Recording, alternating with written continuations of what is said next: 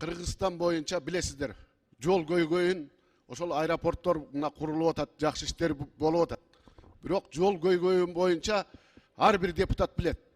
Если ошол транспорт министринин докладын укуңуздар келбесе, айыл чарба министринин докладын укуңуздар келбесе, ошол элдин көйгөйүн угуп, анан суроо беришибиз керек да, урматтуу депутаттар. Ошол элдин көйгөйүн, ошол жолдор боюнча укуңуз келбесе, анда бул 7-ci созултун депутаттары мандатын таштап тарап кетиш керек. Урматтуу төрага, сиз дагы ачык айтайын, өкмөткө, бөлөк бирөөлөргө жардамчы болуп, комментарий берип депутаттарды сындабаңыз. Урматтуу Нурлан Тургунбекович, азыр түшүнүп бастыбы, түшүнбөй бастыбы, кайра добушка коюңуз. Добуш берсин. Минтранстын докладын угалы, айыл чарба министринин докладын угалы. Укпасак, анда мен сунуш кылам, урматтуу депутаттар. Мандатыбызды таштап, депутаттык мандатыбызды таштап таркап кетели анда. 7-ci созум, элге уят болбой. Урматтуу депутаттар, мен төрагалык кылып атам, алып барып атам.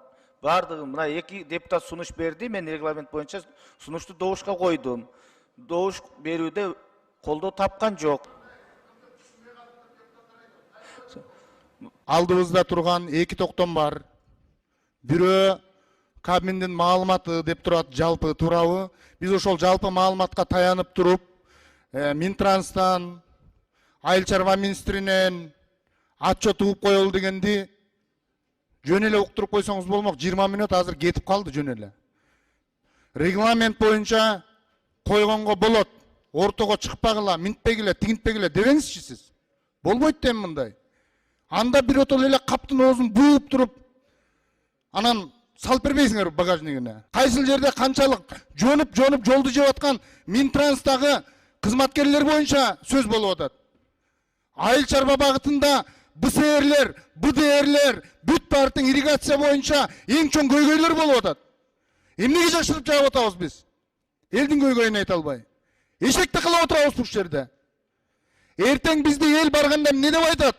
Ооз ачып сүйлөй албагандан кийин неге бардың деп айтат. 10 мүнөт убакыттан 20 мүнөт убакытты кече кошуп фракциялардан бир депутатка деле 30 мүнөт убакыт бердик го. Не болуп кеттик мынчалык? Мындай болбойт, урматтуу төрага. Калыс болуңуз.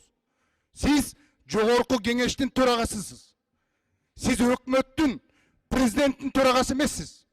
Мен сизге ушунтип айтып коеюн. Эгер жакшылап түшүнүктүү болбой атса,